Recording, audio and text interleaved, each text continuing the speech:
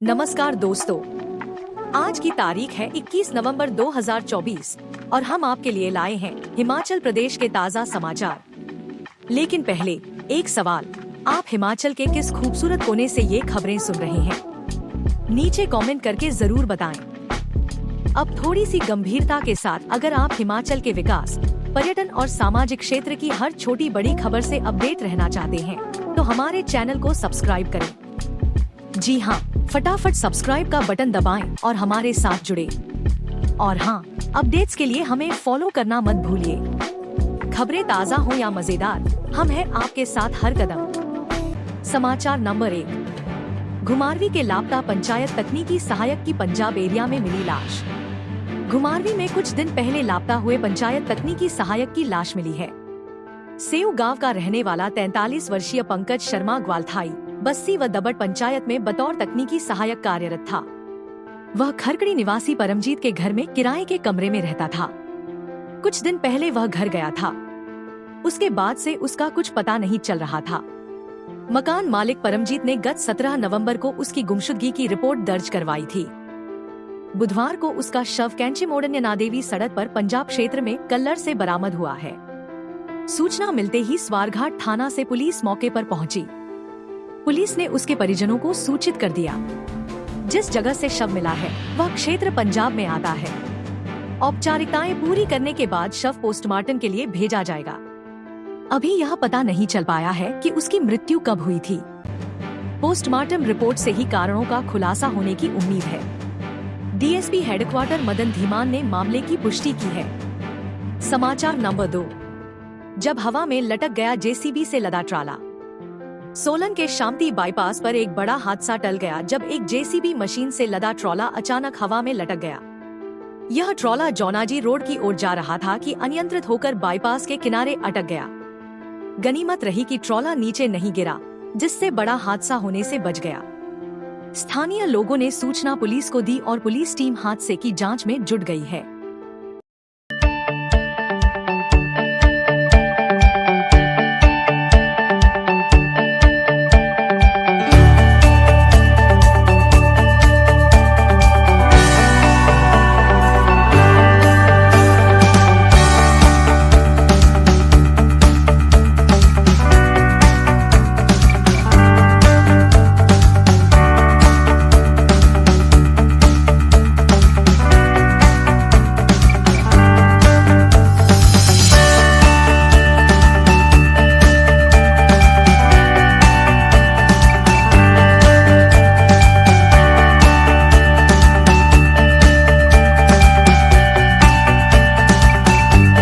समाचार नंबर 3, बीमार पत्नी की खातिर डीएफओ ने किया रिजाइन। चंबा के पांगी में तैनात डीएफओ डीएस डडवाल ने बीमार पत्नी के खातिर नौकरी से रिजाइन कर दिया।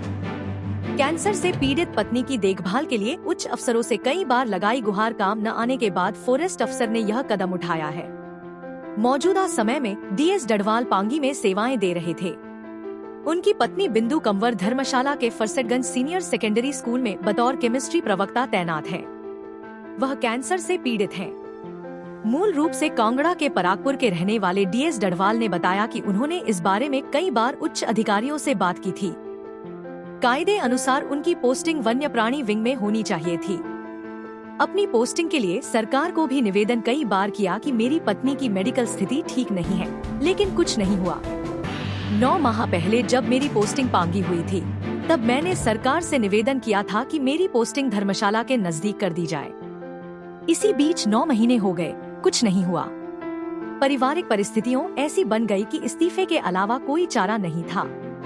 श्री डडवाल ने बताया कि उन्होंने 28.5 साल से अधिक सेवाएं दी हैं। अभी उनकी posting DFO Pangi territorial division में थी। डीएस डडवाल वन अधिकारी व एक प्रसिद्ध वन्यजीव प्रबंधक हैं, जो न केवल प्रदेश में बल्कि राष्ट्रीय व अंतर्राष्ट्रीय स्तर पर प्रजातियों, विशिष्ट आवास दृष्टिकोण को समझने के कौशल और परिदृश्य स्तर पर समग्र रूप से पारिस्थितिकी की गहरी समझ के लिए जाने जाते हैं। वहीं पौंग बांध झील का प्रबंधन, प्रदेश में पक्षियों की विविधता का दस्तावेजीकरण, मानव वन्यजीव इंटरफेस से निपटना, सांपों को संभालना आदि, यह सब प्रयास श्री डडवाल की देन है। माफिया पर कसा शिकंजा। माफिया तस्करों के खिलाफ डीएस डडवाल का सख्त रवैया रहा है। वह प्रदेश में वन्यजीव प्रबंधन के गहन संस्थापकों में से एक हैं और हमेशा खेतों में रहना पसंद करते हैं। एक वनपाल गिद्ध संरक्षण में अग्रणी और राज्य की पक्षी विविधता का दस्तावेजीकरण करते हैं। श्री डडवाल को वन्यजीव प्रबंधन मुद्दों की उनकी व्यापक समझ के लिए कई प्रवर्तन एजेंसियों, शैक्षणिक संस्थानों और अनुसंधान संस्थानों द्वारा आमंत्रित किया जाता है। अंतर्राष्ट्रीय स्तर पर पहचान। इसमें कोई संदेह नहीं है कि श्री डडवाल राष्ट्रीय और अंतर्राष्ट्रीय स्तर पर सर्वश्रेष्ठ वन्यजीव अधिकारियों में से एक हैं और रहेंगे। जीवन के संरक्षण पर कई लेख, किताबें लिखने के साथ कई प्लेटफॉर्म पर व्याख्यान दिए हैं। समाचार नंबर 4। कांगड़ा एयरपोर्ट के पैसे से खेला, हवाई अड्डा विस्तार को मिले 160 करोड़, प्राइवेट बैंक में किए ट्रांसफर। प्रदेश की बड़ी एवं महत्वाकांक्षी परियोजना कांगड़ा एयरपोर्ट के लिए सरकार द्वारा भेजी गई धनराशि के साथ खेल हो गया। प्रदेश सरकार ने प्रभावितों के लिए पहले 34 करोड़ और फिर 126 करोड़ रुपए की धनराशि केसीसी बैंक को जारी की, लेकिन 2 दिनों के बाद ही इस धनराशि को एक निजी बैंक में जमा करवाने का आदेश आ गया, जिसे सुनकर सभी हैरत में पड़ गए और धनराशि निजी बैंक के खाते में चली गई। आर्थिक विश्लेषक बताते हैं कि सरकार के अपने कांगड़ा बैंक यह धनराशि मात्र 1 माह भी रहती तो बैंक को सीधे 1 करोड़ का लाभ होना था। यदि 1 साल रहती तो 12 करोड़ तक का लाभ हो सकता था, लेकिन यहाँ कुछ और ही खेल हो गया। पर्यटन विभाग द्वारा इस धनराशि को एक निजी बैंक खाते में ट्रांसफर करने से प्रशासनिक व सियासी गलियारों में खूब चर्चा है कि आखिर सरकार के अपने बैंक से निकलवाकर निजी बैंक में ये पैसे क्यों डाल दिए। लोगों को यह समझ नहीं आ रहा है कि आखिर इस ग्रांट को निजी बैंक खाते में डालने की नौबत क्यों आ गई है। यह सब किसके इशारे पर हो रहा है। इस सारे प्रकरण की हलचल सियासी गलियारों में होने लगी है। हालांकि यह सरकार और संबंधित विभाग का अधिकार है कि वह पैसा किसी भी बैंक खाते में डिपॉजिट करवाए, लेकिन जानकारों का कहना है कि हैरानी इस बात की है कि सरकारी बैंक से पैसा निकालकर निजी बैंक में रखना कहां तक उचित है। सबसे बड़ी बात तो यह है कि यह पैसा जब किसी निजी बैंक में जमा होगा तो जब तक उसका उपयोग नहीं कर लिया जाता, उससे मिलने वाला ब्याज संबंधित बैंक को ही मिलेगा। अब यह सारा ताना बाना कैसे और क्यों बुना गया और किसके इशारे पर हुआ है, यह चर्चा का विषय बना हुआ है। समाचार नंबर 5। नड्डा बोले, प्रदेश में हर ओर कुव्यवस्था, केंद्रीय मंत्री का आरोप। राज्य में धरोहरों की कुर्की की नौबत। केंद्रीय स्वास्थ्य मंत्री व भाजपा के राष्ट्रीय अध्यक्ष जेपी नड्डा ने बड़ा आरोप लगाते हुए कहा कि हिमाचल प्रदेश में कांग्रेस की सुक्खू सरकार भ्रष्टाचार, घोटाला और कुव्यवस्था की प्रतीक बन गई है। कांग्रेस सरकार के घोटाले और काले कारनामे इस हद तक निचले स्तर पर पहुंच गए हैं कि हिमाचल प्रदेश की धरोहरों की भी कुर्की की नौबत आ गई है। दिल्ली के मंडी हाउस स्थित हिमाचल भवन की कुर्की का आदेश हिमाचल प्रदेश हाई कोर्ट को देना पड़ा है, क्योंकि हिमाचल की कांग्रेस सरकार ने सेली hydro electric power company limited को बकाया 64 करोड़ रुपए का भुगतान नहीं किया। उन्होंने कहा कि हिमाचल प्रदेश पर्यटन विकास निगम के अंतर्गत आने वाले राज्य के 18 होटलों को भी बंद करने का आदेश हाई कोर्ट को देना पड़ा है। यह हिमाचल सरकार के आर्थिक कुप्रबंधन और उनके घोटालों का ही साइड इफेक्ट है। हिमाचल प्रदेश की कांग्रेस सरकार को सेली hydro electric power company limited के पैसे हाई कोर्ट में जमा कराने थे, लेकिन ब्याज सैकड़ों करोड़ रुपए तक बढ़ गया। अगर सरकार ने 2 साल के भीतर इस राशि का एक हिस्सा भी जमा किया होता तो आज हिमाचल भवन की कुर्की की आदेश न जारी हुए होते। सुक्खू सरकार के घोटालों की फहरिस्त इतनी लंबी हो गई है कि वह राज्य की धरोहरों को भी संभालने में नाकाम रही है, जिस कारण चायल और मनाली के होटल सहित 18 होटलों को बंद करने का आदेश जारी हुआ है।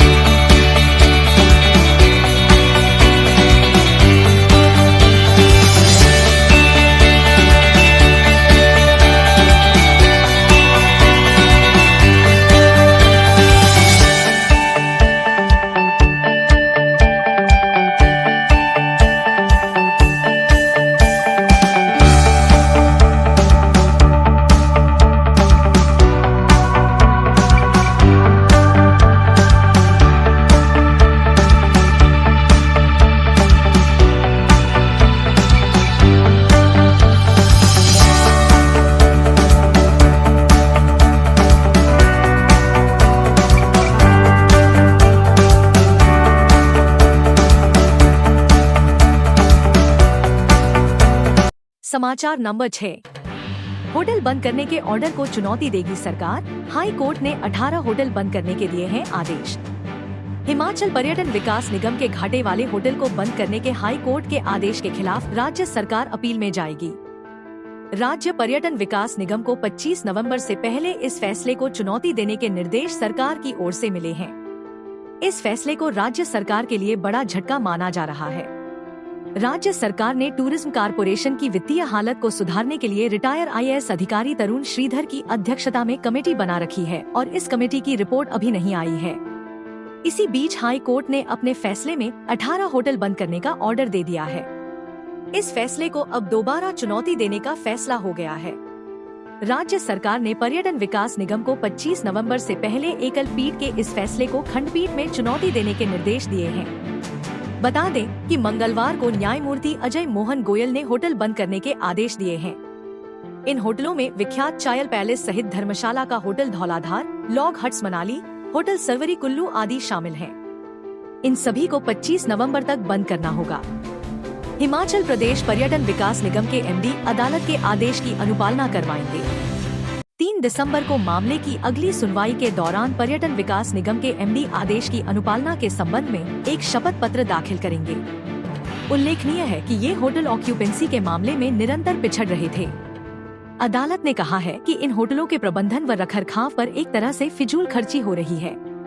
जब इनमें निरंतर ऑक्यूपेंसी कम है तो इन्हें चलाने का क्या लाभ है। अदालत ने इन्हें सफेद हाथी तक करार दिया है।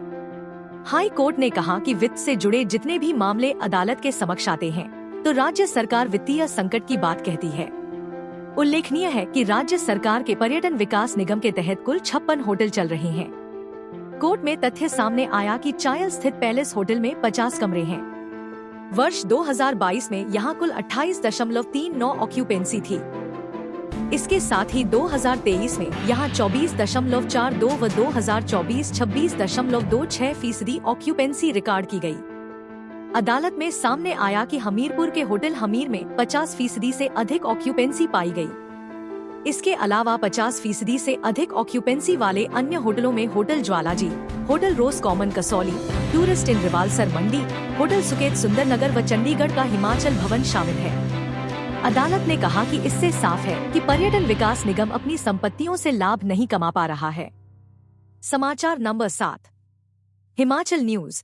हड़ताल पर गए वोकेशनल ट्रेनर्स की नहीं कटेगी पगार, सरकार ने दी राहत। शिमला में हड़ताल करने वाले शिक्षा विभाग के वोकेशनल ट्रेनरों को सरकार ने कुछ हद तक राहत देने की कोशिश की है।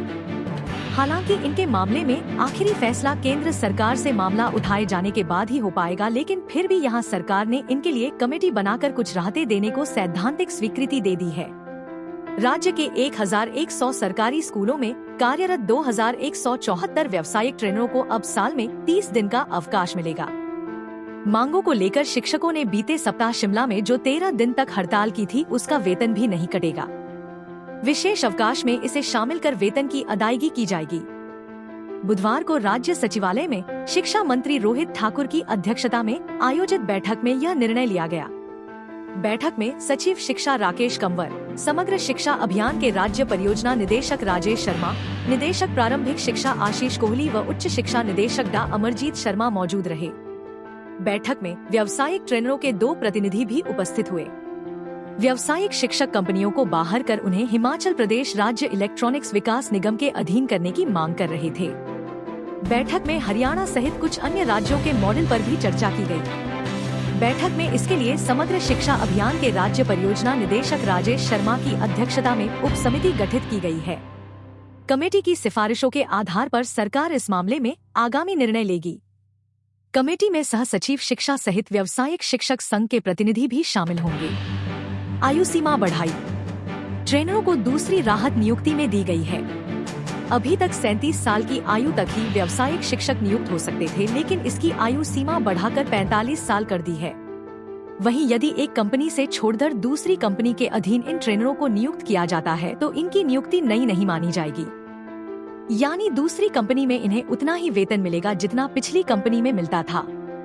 समाचार नंबर 8। हिमाचल न्यूज। दूध और पर्यावरण सेस से आएंगे 50 से 60 करोड़ रुपए। हिमाचल प्रदेश में बिजली के बिल पर लगाए गए मिल्क सेस व पर्यावरण सेस से सरकार को करीब 50 से 60 करोड़ रुपए सालाना अतिरिक्त धनराशि मिलेगी, क्योंकि अभी सरकार ने 125 यूनिट तक बिजली उपयोग करने वाले उपभोक्ताओं पर इसे नहीं लगाया है, इसलिए उतना ज्यादा पैसा नहीं मिलेगा। परंतु जब 125 यूनिट फ्री बिजली एक ही मीटर पर उपभोक्ता को मिलेगी, तो फिर वे लोग भी इसे दायरे में आ जाएंगे, जो अभी तक 125 यूनिट फ्री बिजली का ही इस्तेमाल कर रहे हैं। इसके साथ इलेक्ट्रिक व्हीकल की चार्जिंग सबसे अधिक बढ़ेगी, जिसमें 6 रुपए पर्यावरण शुल्क लगेगा। हिमाचल सरकार ने विधानसभा के मॉनसून सत्र में विद्युत शुल्क संशोधन विधेयक को पारित किया था, जिसे राज्यपाल से मंजूरी मिलने के बाद अधिसूचित कर दिया गया है। अधिसूचना जारी होने के साथ इसे लागू कर दिया गया है और उपभोक्ताओं को अगले महीने के बिजली बिल में मिल्क सेस व पर्यावरण उपकर लगकर आएगा। मिल्क सेस के रूप में सरकार ने प्रति यूनिट 10 पैसे लगाने के आदेश जारी किए हैं। प्रति यूनिट 10 पैसे उपभोक्ताओं का बिल बढ़ेगा। इसे दुग्ध उपकर कहा जाएगा। इसमें साफ किया गया है कि जिन उपभोक्ताओं का शून्य बिल आता है, यानी 125 यूनिट फ्री बिजली ही इस्तेमाल करते हैं, उन पर यह उपकर नहीं लगाया जाएगा। इसमें यह भी कहा गया है कि राज्य सरकार 50% से ज्यादा इसमें बढ़ोतरी भी नहीं कर पाएगी। इस राशि का उपयोग सरकार दुग्ध उत्पादन को बढ़ाने और दुग्ध उत्पादकों के उत्थान के लिए खर्च करेगी। यह राशि बिजली बोर्ड के पास नहीं रहेगी, बल्कि वह जुटाकर सरकार को देगा। पर्यावरण उपकर की बात करें तो लघु उद्योगों को 0.02 पैसे प्रति यूनिट, मध्यम उद्योगों को 0.04 पैसे प्रति यूनिट, बड़े उद्योगों को 0.10 पैसे प्रति यूनिट, वाणिज्यिक उपभोक्ताओं को 0.10 पैसे प्रति यूनिट, अस्थायी कनेक्शन पर 2 रुपए प्रति यूनिट, स्टोन क्रशरों से 2 रुपए प्रति यूनिट की राशि वसूल की जाएगी। इसके अलावा इलेक्ट्रिक व्हीकल का टैरिफ जरूर बढ़ जाएगा, क्योंकि उसमें 6 रुपए प्रति यूनिट तक अतिरिक्त रूप से राशि वसूल की जाएगी। इस एक्ट में कहा गया है कि सरकार तय करेगी कि किस श्रेणी को इसमें वह शामिल रखना चाहती है या फिर बाहर करना चाहती है व इसमें दरों को कैसे निर्धारित करना है। अधिसूचना के बाद सीधे रूप से सरकार इस पर निर्णय ले सकेगी। इसके लिए विधानसभा में विधेयक के संशोधन की जरूरत नहीं होगी। एक समय में सरकार 50% से ज्यादा राशि नहीं बढ़ा सकती है। पर्यावरण उपकर की राशि का उपयोग सरकार को पर्यावरण संरक्षण के लिए ही करना होगा। यहाँ बता दें कि बड़े उद्योगों पर सरकार ने सब्सिडी भी 1 रुपया कम कर दी है। हालांकि मामला अभी अदालत में चल रहा है, मगर उद्योग क्षेत्र इस तरह से बिजली के दामों में किसी भी सूरत में वृद्धि से नाराज है। इसे लेकर अभी सरकार के सामने विरोध भी हो सकता है। वैसे अगले बिल में यह पर्यावरण उपकर भी उद्योगों को जोड़धर दिया जाएगा। 5 रुपए 36 पैसे प्रति यूनिट। घरेलू उपभोक्ताओं की बात करें तो उनका बिजली टैरिफ फिलहाल 5 रुपए 26 पैसे प्रति यूनिट से बढ़कर 5 रुपए 36 पैसे प्रति यूनिट तक होगा। जब सरकार 1 रुपए सब्सिडी को वापस ले लेगी, तो यही दरें प्रति यूनिट 5 रुपए 36 पैसे तक पहुंच जाएगी। आने वाले समय में बिजली की दरों को लेकर कई तरह के निर्णय होने हैं। सरकार वित्तीय कठिनाइयों के चलते कई तरह के सुधार कर रही है, मगर इससे उपभोक्ताओं को दिक्कतें पेश आ सकती हैं।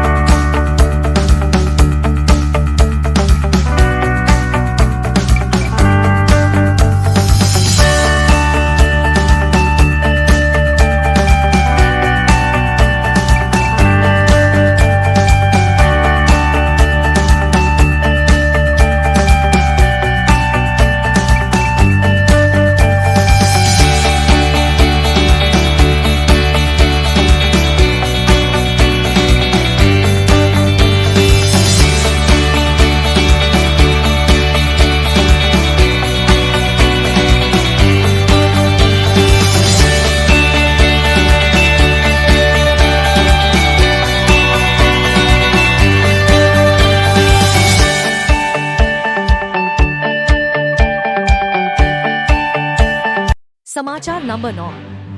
वैक्सीनेशन के बाद नवजात की मौत, एक उपचाराधीन, गंभीर बताई जा रही बच्चे की हालत। जिला सिरमौर के स्वास्थ्य केंद्र संगड़ा के अंतर्गत 2 जुड़वा बच्चों को वैक्सीनेशन करने से अचानक तबीयत बिगड़ गई, जिसमें एक बच्चे की दुखद मौत हो गई है, जबकि दूसरा अभी उपचाराधीन है और हालत खतरे में बताई जा रही है। बच्चों के परिजनों ने बताया कि 10 साल के लंबे इंतजार के बाद उनके घर संतान हुई थी, जिसमें दोनों जुड़वा बच्चे थे। 7 सितंबर को नाहन में बच्चों का टीकाकरण करवाया गया था। इसके बावजूद स्वास्थ्य विभाग ने उन्हें दोबारा टीकाकरण के लिए खूर-द्राबिल बुलाया। उन्होंने स्टाफ को बताया कि टीका लग चुका है, लेकिन उनकी बात नहीं सुनी और बच्चों को टीका लगाया गया, जिससे कि बच्चों को ओवरडोज हो गई और टीका लगने के बाद बच्चों की तबीयत बिगड़ने लगी। आनन फानन में बच्चों को नाहन लाया गया, परंतु एक नवजात की रास्ते में ही मौत हो गई। घटना की जानकारी मिलने के बाद स्वास्थ्य विभाग में हड़कंप मच गया और नवजात शिशु का मेडिकल कॉलेज नाहन में पोस्टमार्टम करवाया गया। गौर हो कि द्राबिल गांव की एक महिला ने 5 सितंबर को जुड़वा बच्चे, जिसमें एक लड़का और लड़की को जन्म दिया था। अस्पताल से छुट्टी मिलने के बाद महिला अपने नवजात बच्चों के साथ अपने गांव पहुंची थी। सोमवार को स्वास्थ्य विभाग के निर्देशानुसार बच्चों को टीका लगाने के लिए खूर-द्राबिल स्वास्थ्य केंद्र लाया गया। वहीं पर टीकाकरण के बाद बच्चों की हालत बिगड़ी। स्वास्थ्य विभाग के अनुसार मामले की जांच की जा रही है और संबंधित दवाई और उस बैच की जानकारी इकट्ठी करके मामले की जांच की जाएगी। संगड़ा बीएमओ अतुल भारद्वाज ने बताया कि द्राबिल गांव के 2 जुड़वा बच्चों की तबीयत बिगड़ने से संबंधित सूचना प्राप्त हुई है, परंतु यह बिल्कुल स्पष्ट नहीं है कि बच्चों की वैक्सीनेशन करने से ही तबीयत खराब हुई है, क्योंकि बच्चों को 1.5 महीने में लगने वाले इंजेक्शन को लगाया गया था, जो कि वहां अन्य बच्चों को भी लगाया गया था। सीएमओ द्वारा एक जांच कमेटी का गठन किया गया है और टीका व उस बैच से संबंधित जानकारी एकत्रित कर सैंपल भेज दिए गए हैं। रिपोर्ट के बाद एक्शन। सीएमओ सिरमौर डा अजय पाठक का कहना है कि इस मामले में बच्चे का पोस्टमार्टम करवाया गया है। रिपोर्ट 2 दिन के भीतर आने के बाद विभाग के अधिकारियों की टीम मामले की प्रत्येक पहलू से जांच करेगी। सीएमओ ने बताया कि टीकाकरण करने वाला स्वास्थ्य कार्यकर्ता पूरी तरह से टीकाकरण के लिए अधिकृत है।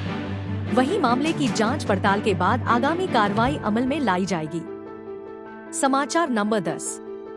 हिमाचल एक्सीडेंट, 2 सड़क हादसों में 2 की दर्दनाक मौत। नालागढ़ के अंतर्गत 2 सड़क हादसों में एक 1.5 वर्षीय मासूम बच्चे और एक ट्रैक्टर चालक की दर्दनाक मौत हो गई। पुलिस ने दोनों ही मामलों में लापरवाही का मुकदमा दर्ज करते हुए कार्रवाई शुरू कर दी है। मृतकों के शव का पोस्टमार्टम करवाकर परिजनों के हवाले कर दिया है। पहला मामला प्लासड़ा गांव के पास पेश आया, जहां ग्रेवर से ओवरलोड ट्रैक्टर चढ़ाई पर खड़ा हो गया और ट्रैक्टर चालक निर्मल पुत्र विजयपाल निवासी गांव अलीगढ़ उत्तर प्रदेश की ट्रैक्टर व ट्राली के बीच दबने से मौत हो गई। इस दर्दनाक हादसे के बाद स्थानीय लोगों ने चालक को गंभीर अवस्था में नालागढ़ अस्पताल पहुंचाया, जहां चिकित्सकों ने उसे मृत घोषित कर दिया गया। वहीं दूसरे मामले में पुलिस थाना नालागढ़ के अंतर्गत गांव डाड़ी भोला के पास एक तेज रफ्तार टिप्पर ने सड़क पार कर रहे एक 1.5 वर्ष के बच्चे को रौंद दिया। इससे कार्तिक पुत्र राजू निवासी गांव बोंधन बुजुर्ग पीओ खुर्द थाना सिरौली तहसील आंवला जिला बरेली उत्तर प्रदेश टिप्पर के पिछले टायर के नीचे कुचले जाने की वजह से मौके पर ही मौत हो गई। बच्चे को उसके परिजन इलाज हेतु नालागढ़ अस्पताल लाए, जहां पर चिकित्सकों ने उसे मृत घोषित कर दिया गया। पुलिस ने सूचना मिलते ही घटनास्थल का दौरा किया और पाया कि यह हादसा टिप्पर चालक द्वारा टिप्पर को लापरवाही से चलाने के कारण हुआ है। पुलिस ने टिप्पर चालक के खिलाफ मुकदमा दर्ज कर आगामी कार्रवाई शुरू कर दी है। एएसपी बद्दी अशोक वर्मा ने बताया कि पुलिस ने दोनों ही मामलों में लापरवाही से वाहन चलाने का मुकदमा दर्ज कर कार्रवाई शुरू कर दी है। मृतकों के शवों का पोस्टमार्टम करवाकर उन्हें परिजनों के सुपुर्द कर दिया है। समाचार नंबर 11। जरूरतमंदों को ही मिलेगी बीपीएल में जगह, अपात्र लोगों को दिखाया जाएगा बाहर का रास्ता। प्रदेश की ग्राम पंचायतों की 2024 से 25 की बीपीएल सूची की समीक्षा जनवरी माह में की जाएगी। ग्राम पंचायतों की बीपीएल सूची की समीक्षा पहले में अक्टूबर माह में होनी थी, लेकिन कई पंचायतों में चुनाव आचार संहिता लगी होने के कारण ग्राम पंचायतों की बीपीएल सूची की समीक्षा नहीं हो पाई थी। अब जनवरी 2025 में ग्राम पंचायतों की बीपीएल सूची की समीक्षा की जाएगी। ग्राम पंचायतों की बीपीएल सूची की समीक्षा को लेकर ग्रामीण विकास विभाग की ओर प्रदेश सभी जिला के उपायुक्तों को निर्देश जारी किए गए हैं। ग्रामीण विकास विभाग के निदेशक राघव शर्मा ने इस बारे में निर्देश जारी किए हैं। प्रदेश की ग्राम पंचायतों की 2024 से 25 की बीपीएल सूची की समीक्षा में बीपीएल श्रेणी में लोगों का चयन करने और अपात्र लोगों को बीपीएल श्रेणी बाहर करने को लेकर फैसला लिया जाएगा। विभाग की ओर से प्रदेश के जिलों के उपायुक्तों से आग्रह किया गया है कि जिला की प्रत्येक ग्राम पंचायत की बीपीएल सूची की समीक्षा सरकार करवाएं। ग्राम सभा बैठक की तिथि से 7 दिन पूर्व बीपीएल सूची की समीक्षा किए जाने का नोटिस ग्राम पंचायत द्वारा जारी किया जाएगा। इस नोटिस में बीपीएल सूची में नाम शामिल करने या चयन बारे आपत्ति से संबंधित आवेदन ग्राम पंचायत में प्रस्तुत करने की तिथि का निर्धारण किया जाए। निर्धारित तिथि तक प्राप्त ऐसे सभी आवेदन आपत्ति की सूची तैयार की जाएगी। एचडीएम कमेटी में ये सदस्य होंगे शामिल। ग्राम सभा बैठक की निर्धारित तिथि से पूर्व खंड विकास अधिकारी के द्वारा विकास खंड की प्रत्येक ग्राम पंचायत में एक 3 सदस्यों की कमेटी का गठन किया जाएगा। इसमें संबंधित पंचायत के सचिव, पटवारी, राजस्व विभाग प्रतिनिधि तथा खंड विकास अधिकारी द्वारा नामित एक स्थानीय कर्मचारी बटा पंचायती राज प्रतिनिधि सदस्य होंगे। इन्हें नहीं मिलेगी सुविधा। बीपीएल सूची में पात्र परिवारों के चयन को सुनिश्चित करने बारे यह भी स्पष्ट किया गया है कि ऐसे परिवार जिनके पास 2 हेक्टेयर से ज्यादा असिंचित भूमि अथवा 1 हेक्टेयर से ज्यादा सिंचित भूमि हो, ऐसे परिवार जिनके पास रहने के लिए आधुनिक शहरी प्रकार का पक्का बड़ा निजी मकान हो, जिस परिवार का कोई सदस्य आयकर देता हो, जिनके पास 4 पहिया वाहन जैसे कि car, motor, jeep, tractor, truck और बस आदि हो, वेतन, पेंशन, भत्ते, मानदेय, मजदूरी तथा व्यवसाय आदि से नियमित मासिक आमदन 2500 रुपए से अधिक हो। ऐसे परिवार जो पंचायत के कार्य में मस्ट्रोल पर कार्य करते हों, बीपीएल सूची में चयन हेतु अपात्र नहीं होंगे, क्योंकि वे केवल सीजनल रोजगार प्राप्त करते हैं। ऐसा परिवार जिनके घर से कोई सदस्य सरकारी नौकरी अथवा गैर सरकारी नौकरी में नियमित तौर पर या अनुबंध पर कार्यरत हो तथा जिसकी नियमित मासिक आमदन 2500 से अधिक हो, ऐसे परिवारों को चयन बीपीएल में नहीं किया जाएगा।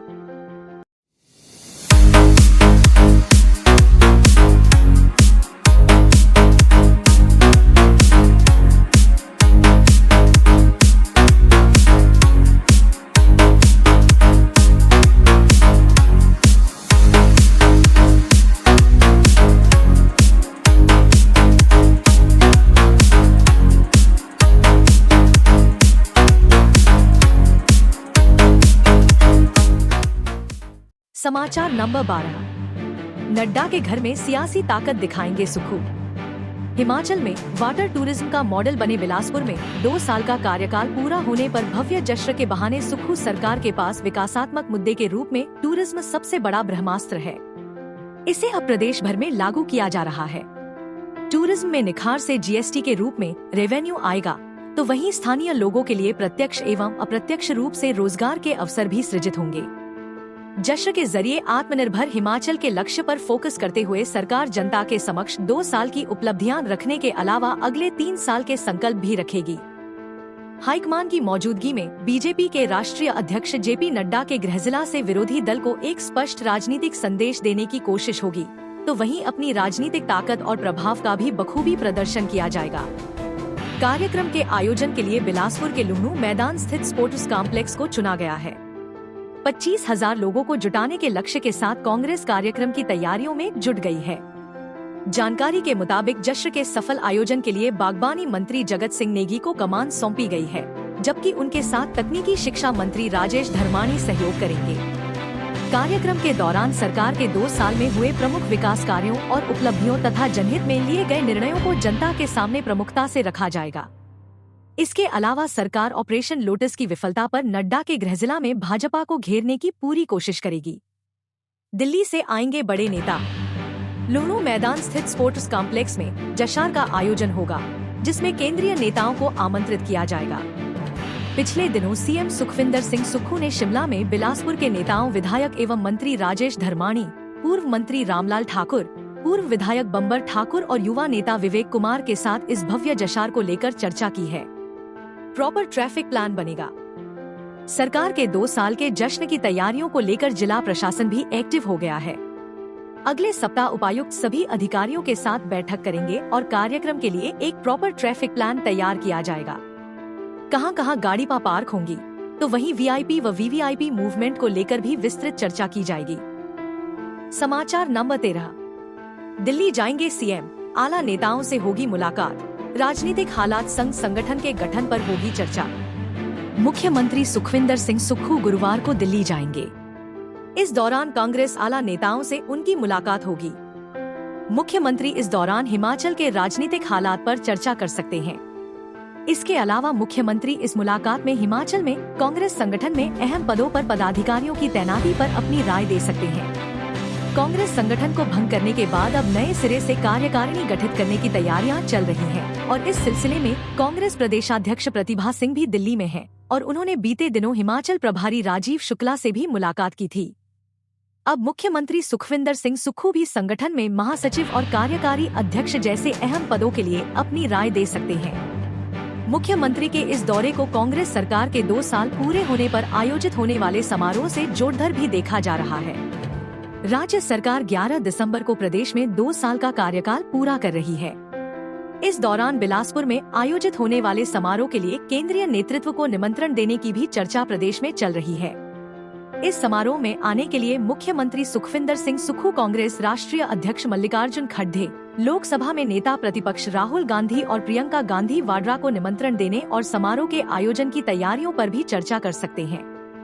मुख्यमंत्री के लौटने के बाद हो सकती है कैबिनेट मीटिंग। मुख्यमंत्री के दिल्ली से लौटने के बाद कैबिनेट की बैठक हो सकती है। राज्य सरकार भी कैबिनेट मीटिंग का जल्द करना चाहती है और इसके लिए मुख्यमंत्री के दिल्ली से वापसी का इंतजार है। सामान्य प्रशासन विभाग में कैबिनेट बैठक को लेकर हलचल चल रही है। विधानसभा अध्यक्ष 27 नवंबर तक हिमाचल लौट सकते हैं। प्रदेश में चल रहे राजनीतिक उथल-पुथल पर उनके विदेश से लौटने के बाद चर्चा होगी। इसके बाद कांग्रेस सरकार आगामी रणनीति तैयार करेगी। इस दौरान कैबिनेट बैठक का भी आयोजन किया जाएगा। हिमाचल विधानसभा के शीतकालीन सत्र को लेकर शेड्यूल भी विधानसभा अध्यक्ष के वापस लौटने के बाद ही फाइनल होगा। समाचार नंबर 14। बिलासपुर उपायुक्त कार्यालय बनेगा ग्रीन ऑफिस। स्थापित किया जाएगा 110 किलोवाट बिजली क्षमता का सोलर पावर प्लांट। बिलासपुर उपायुक्त कार्यालय आने वाले 2 माह में हिमाचल प्रदेश का पहला ग्रीन ऑफिस बन जाएगा। इस बाबत प्रशासन ने कार्य योजना को अंतिम रूप दे दिया है।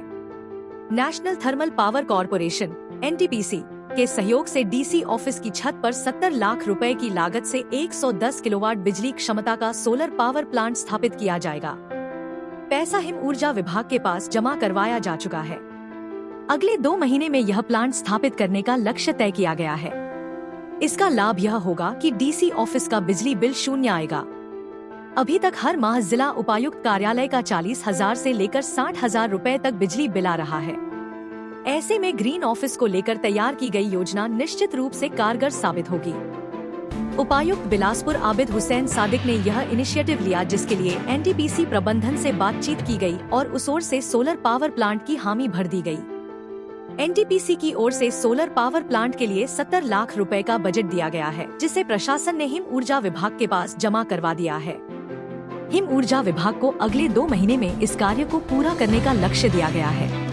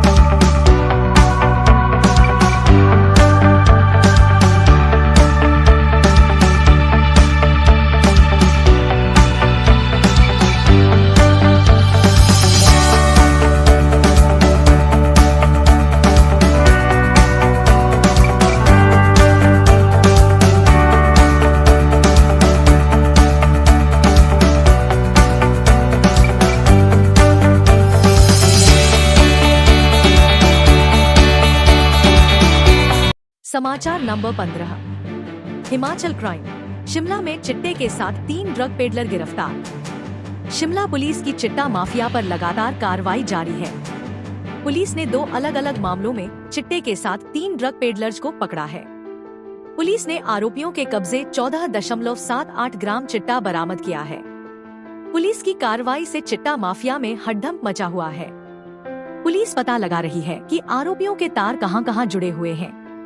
पहले मामले में पुलिस थाना ढली के पुलिस कर्मियों ने गश्त के दौरान भट्टा कुफर के पास एक युवक से 4.78 ग्राम चिट्टा बरामद किया है।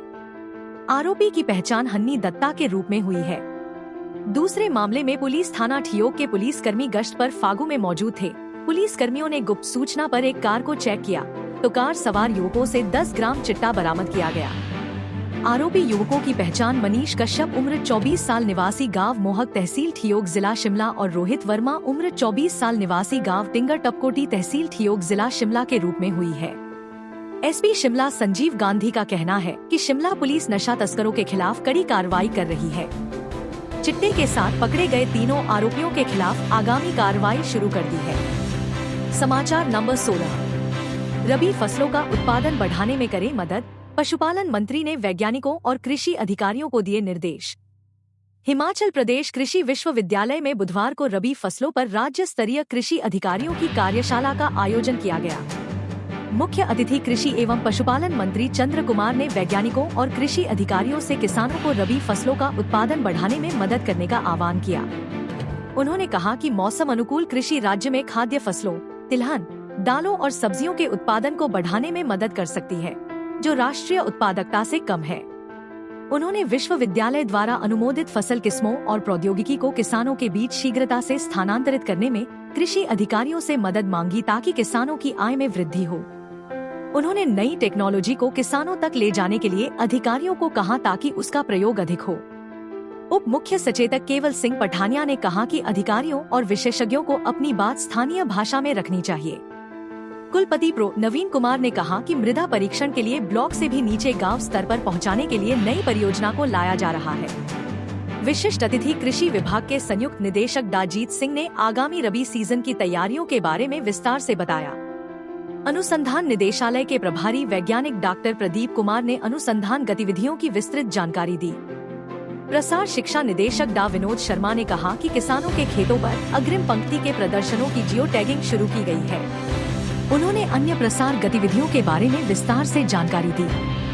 कार्यक्रम में कुल सचिव डॉक्टर मधु चौधरी, संयुक्त निदेशक राहुल कटोच, हिमाचल किसान यूनियन के प्रधान सीताराम वर्मा समेत संविधिक अधिकारी, प्रगतिशील किसानों, प्रदेश के कृषि अधिकारियों, विशेषज्ञों तथा विश्वविद्यालय के लगभग 150 वैज्ञानिकों ने भी अपनी भागीदारी दर्ज करवाई। समाचार नंबर 17। निधि आपके निकट अभियान 27 से।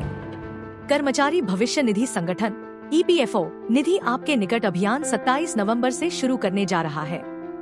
इस अभियान के तहत EPFO लोगों को धोखाधड़ी की रोकथाम और पासबुक जागरूकता एवं धोखाधड़ी रोकथाम, सतर्कता जागरूकता, ई-पासबुक के बारे में कर्मचारियों को जागरूक करने वाला है। इस अभियान के तहत नियोक्ताओं और श्रमिकों की भविष्य निधि संबंधी शिकायतों मामलों का भी मौके पर ही निपटान किया जाएगा। प्रदेश के हर जिला में शिविर लगाए जाने वाले हैं, जिसमें प्रदेश के हर जिला में नोडल अधिकारी भी मौजूद रहेंगे। इसमें बिलासपुर में उमेश कुमार हिम सर्वोदय हाई स्कूल, घुमारवीं, सिरमौर में Rajkumar Pladis India private limited, गांव मौजा ओगली, यमुनानगर रोड, तहसील नाहन, कालाअंब, ऊना में रफीक मोहम्मद यान McLeod Distillers India Pandoga, Solan Deepak Raj Sharma मोप्रेपेन laboratories limited Baddi, Kangra Madan Lal Adarsh Vidya Mandir senior secondary school गांव पहरा तहसील पालमपुर, हमीरपुर में शरणजीत कौर सनातन धर्म सोसाइटी फॉर एजुकेशन, मंडी में Ganga Ram Thakur DAV centenary public school Jawahar Nagar, Kullu में हरदेव नेगी हाईलैंड पार्क मनाली, लाहौल स्पीति में Ramesh Chand BSNL telephone exchange building दूसरी मंजिल, केलांग बस स्टैंड के पास, शिमला में रितेश सरकैक इंदिरा गांधी राजकीय आयुर्विज्ञान महाविद्यालय और अस्पताल, किन्नौर में जानकी नंद कश्यप टेडोंग पावर जनरेशन, किन्नौर में Himalayan construction company private limited, Chamba में ब्रह्मदास रबीसन इंडिया इलेक्ट्रो होम्यो फार्मा, मोहल्ला ओबरी, डाकघर सुल्तानपुर में उपस्थित रहेंगे। कबनिस के समस्त हितधारक अपनी शिकायतों के निपटान और संगठन की विभिन्न पहलों से अवगत होने हेतु अपने निकटतम स्थान पर जा सकते हैं। हम हम अपने राज्य के विकास में योगदान देने में गर्व महसूस करते हैं और हमें उम्मीद है आने वाले दिनों में हमें और भी अच्छी खबरें मिलेंगी। इन खबरों को अधिक लोगों तक पहुंचने के लिए कृपया हमारा कंटेंट शेयर करें, साथ ही हमारे चैनल को सब्सक्राइब करें और अपडेट के लिए हमें फॉलो करें। अपने विचारों को कमेंट में शेयर करना ना भूलें। आपका सहयोग हमें और भी बेहतर काम करने में मदद करेगा। धन्यवाद।